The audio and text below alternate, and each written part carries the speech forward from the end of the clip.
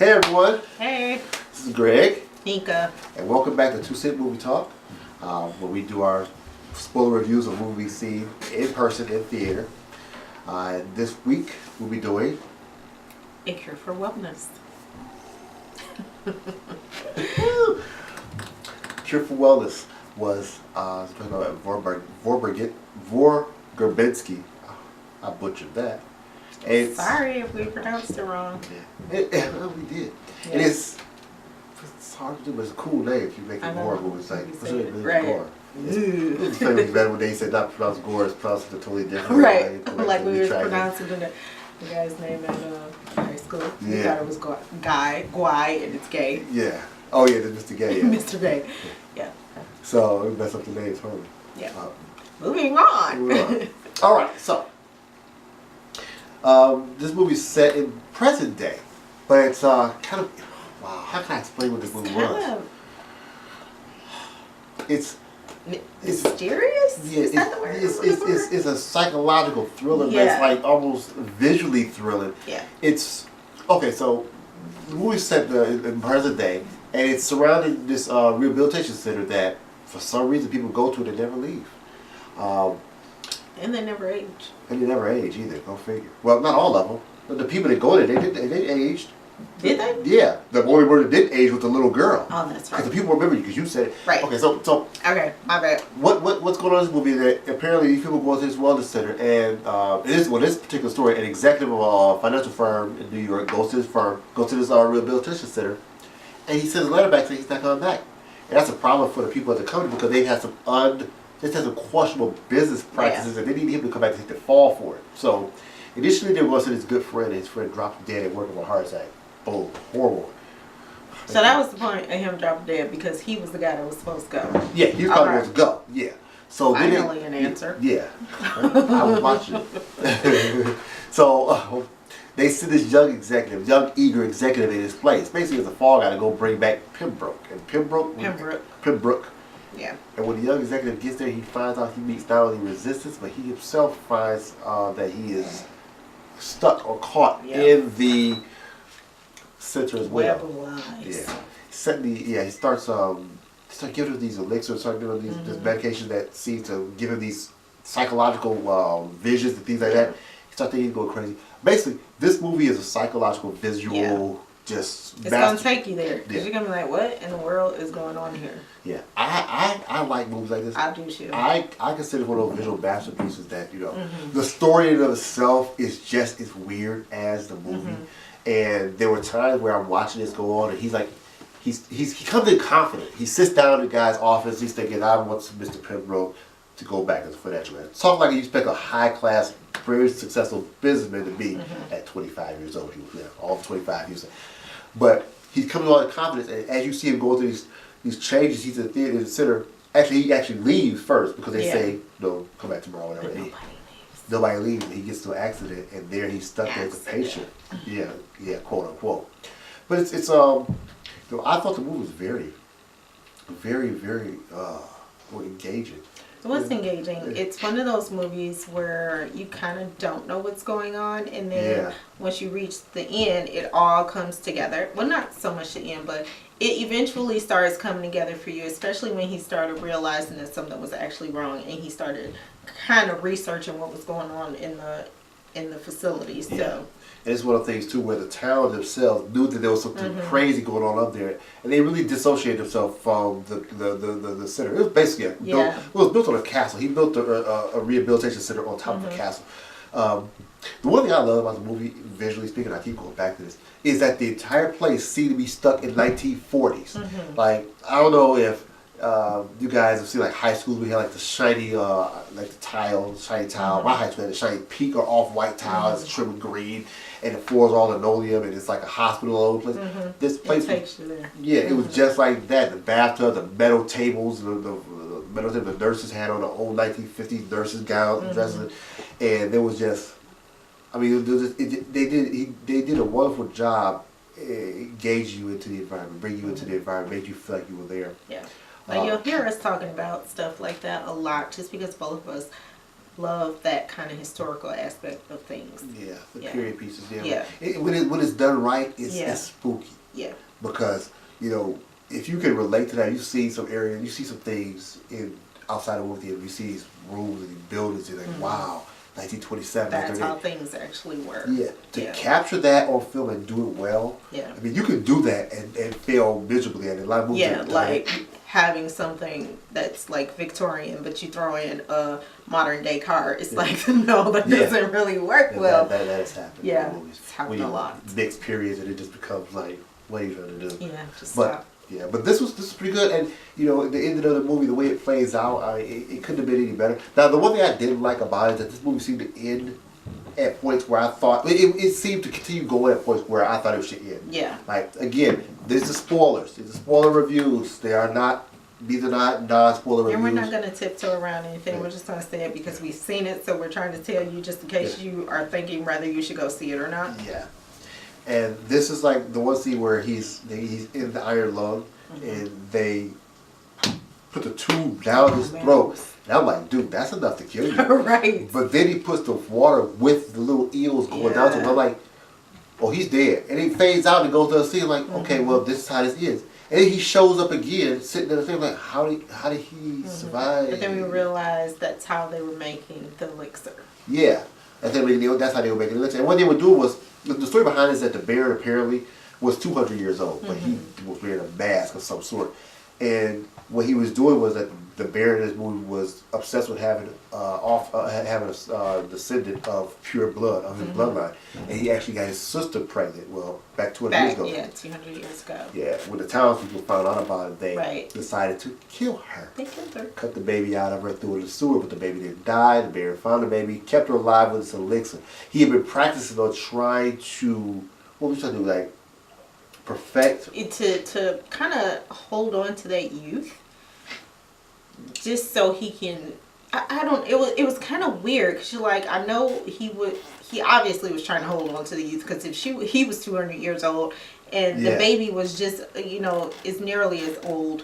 So, however, she was preteen, teen in the movie. Yeah. So I say preteen only because she was coming into puberty when he married her. Yeah. His own daughter, by the way. To keep the bloodline going, keep the bloodline going. Which is the only way a movie like this could have a story. I mean, the only storyline could be like this. That is the way to do it. It's got to be that crazy. But for that matter, I mean, I thought it was a very interesting movie. Yeah, he kept her sheltered. He kept her locked away, and everything that she knew was everything that he told her, the world that he created for her, until the young guy came in and kind of disrupted that, which she started figuring out things. Stuff started coming together for her in this movie, and she started realizing that everything that she was being told or everything that was presented to her was not as it actually was, especially on the wedding night. Yeah, that was it. That was like, right. So creepy. Yeah, it's like, kind of, dude, really. I mean, and that 200 years, and this is the best you come up with? Right. It's like, is that serious? Right, you've been alive 200 years, you couldn't do nothing else? Really. Yeah. But hey, there's a lot of things out there that 200 years you missed out on. But that was part of the sickness of the movie. I mean, everybody in the movie, every character in the movie seemed to fit that. I think everybody working there had to be taking that elixir to maintain their youth, because they were all just off a little bit based on what we heard. I mean, you seem like you're caught in a time capsule. It turns out they really were. Yeah. And they were just kind of going through the motion. And a lot of the patients there you see a lot of people that were there, they were starting to fall apart. They were losing teeth because their bodies were being sucked of all these nutrients just to keep him, his staff, his daughter alive. Right. And then the new people that were coming in, they thought it was great. They thought it was like some kind of spa retreat, but it really wasn't. Yeah, it was a harvesting farm. Basically. Yeah. Basically, he was just bringing folks in from whoever chose to come into this place, and then. And they paid too. Yeah, they paid good money. Yeah, to get killed. I mean, somebody had to pay for the electricity in that dang old mansion. Yeah, man, I'm not paying for that. The carpet, who gonna put carpet to the walls, all that linoleum, crazy. God, pine saw. Let's not even talk about that. So that was a pretty crazy movie. I mean, it was. What did we see? We saw it in February. Yeah, it was a little while ago that we seen it, guys. So sorry for the late review, but well, we weren't even up for what it is. So. Yeah, well, we should have been because we were talking about it for. We were talking about it. Yeah. it was a really good. I think it's really. This is one of the movies I would call a one-time watch. Yeah. Kind of like what The Sixth Sense was. I mean, people. Or like if you up at 5 a.m. and it just so happened to come on TV and you trying to go back to sleep, definitely watch it. Yeah. Yeah. Well, you won't go to sleep watching it though. You won't. I could go to sleep watching it. I could probably fall asleep watching it because it would bore me a little bit at 5 a.m. and then I'll probably go to sleep. You need to be asleep. What's you doing at 5 a.m.? Hey. Who watches movies at 5 a.m.? I have my 5 a.m. moments. Okay, all right, enough said. Okay, we're talking about the movie. I would suggest you watch a movie at 5 a.m. because you'll be up to 7 a.m. and you won't go to sleep. And you'll be thinking that he's sitting outside your room trying to stuff an eel down your throat. Anyway. Yeah, but it was an interesting movie. Yeah, it was. I mean, I could watch it one time if we bought it on DVD or came on TV. I could watch it again, but I wouldn't watch it with the same feeling. Yeah, it'd just be like something to watch because nothing else is on. Once you know how it is, it's like you can't watch it again. It's like, like I said, like The Sixth Sense. It's just a movie that's like, okay, I got that in it. I see it. Mm-hmm. We've had a recent movie like that. I can't think of what it was, but yeah. Yeah, I can't think of any other bad stuff. Yeah, so I'm gonna give this movie a C. Yeah, I'm right there with you. I'm thinking a C rating on this movie. Yeah, because there was so many points where it could have fallen off and been horrible. Like Crimson Peak was another one I had high hopes for. Oh yeah, and it just didn't do it for me. I couldn't watch. I can't watch that anymore. Yeah, that was a one-time watch. Definitely Crimson Peak. Yeah, like this. So. Yeah, I'm gonna give it a C. So go see it if it's still theater. Dane DeHaan did a good job though. I always like Dane DeHaan everything he does. Yeah, he does a good job. Yeah, Dane DeHaan is Jason Isaacs. I can't think of the main character, the villain's name. His last name is Isaacs. Yeah. But he did a very good job. The younger and most of the cast I kind of unrecognizable to me. I wasn't too familiar with a lot of them. I always like the movies set in other countries too. That makes another aspect. Another element to it. Another element to it. Yeah, thank you. But that helped out a lot. The scenery and the environment that did, the settings for that movie did do a lot for it.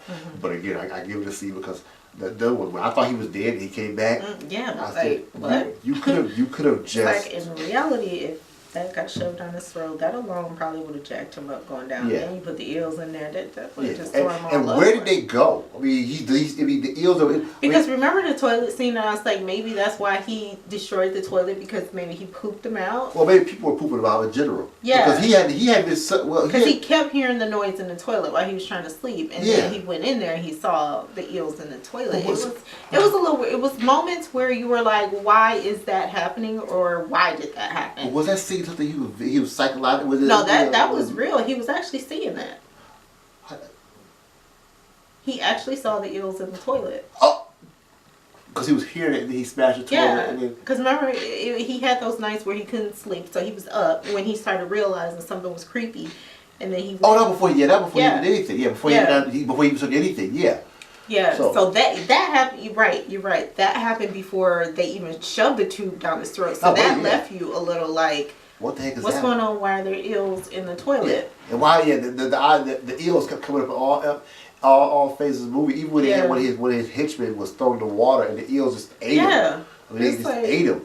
Like, that's another thing. That's why I say the movie is a C, because the eels ate the guy that fell in the water. But when they put the eels in the throat, they didn't eat him from the inside out. Yeah. They just stayed. They were more small eels. I mean, they were if they were 4 inches long. I mean, it's a 4 inch. But didn't his daughter at some point get thrown in the water, or she was in the water and the eels didn't even touch her? They didn't touch her. That's why when she started her cycle. That's she was in the water. That's right. They didn't touch her. I guess that's symbolic. Other than fact, she has enough of the elixir that's extracted from her that they thought she was one of them. Probably. Because that's the only thing. I mean, I do, but that it leaves you there. I feel like we watched the movie again. We think it was worse than when we saw it first time. Probably. I think the visuals and the story and the settings and the character portrayals. I think that sold the movie a lot more than the story. I mean, if you look at the story alone, you watch it again, it's like, man, this is kind of stupid. Yeah. Because there's a lot of little things like that. But we saw it in February. It's February, so if it had come out in June or July or August, I wouldn't have seen it. Yeah, we probably wouldn't go and see it. Yeah. So it is within me. We're kind of feeling like maybe it's some things we don't want to see, but we're going to see, just to give you guys a review on it. Boom. And if what was I going to say about that? If it's not playing in your area anymore, I would go so far as to say don't worry about it. Don't even worry about it. It's a solid C movie. Wait for the DVD. Yeah, wait for the DVD or wait for on demand or stream it. Don't buy it on demand. Yeah. Wait for it to be free. Yeah, wait for it to be free. Yeah. We saw it on a Tuesdays. We saw it for the lower price. So we didn't. Yeah. And that's another part to it too. But I think it wasn't as bad. I don't think it was as bad because we did pay a lot to see it. Yeah. And we did go with high hopes. We had it on Tuesday afternoon, evening, whatever, and saw it. So.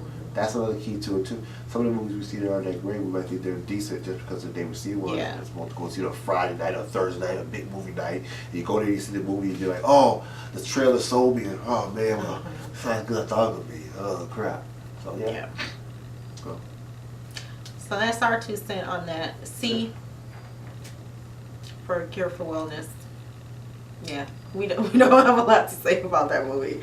So yeah, that's the face you get. Like, okay. Yeah, if you like those people, go see it at your own risk. That's what. That's a good way to say. Yeah, go in with open mind and mid-level expectations. Yeah. But if you like that kind of stuff, you might find it.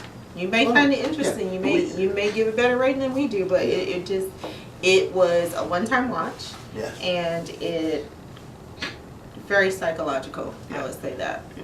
First time got us. I think it's a C. Yeah. It's a good movie. Definite hard C. All right. All right. That's our 2 cents, guys. I'm Greg. Nika. And we'll see you next time. Hope to see you next time. We'll see you next time. We'll see you. Hope you come to see us for our next review. We won't see you. We won't see you. Unless you send us a picture. Unless you send a picture. But that can get real creepy. No creepy pictures. Yeah, don't do that. Don't send us no pictures because we don't want to see. Send no creepy pictures to her. No, I'll link you his Facebook so you can send them. Thank you. Don't do that. Don't do that. You said it. Don't do You said that. Don't do that. I don't have a Facebook. I don't know what that is. No, he ain't got I want creepy Facebook. pictures. No. Send me creepy pictures. All right. Bye. Bye.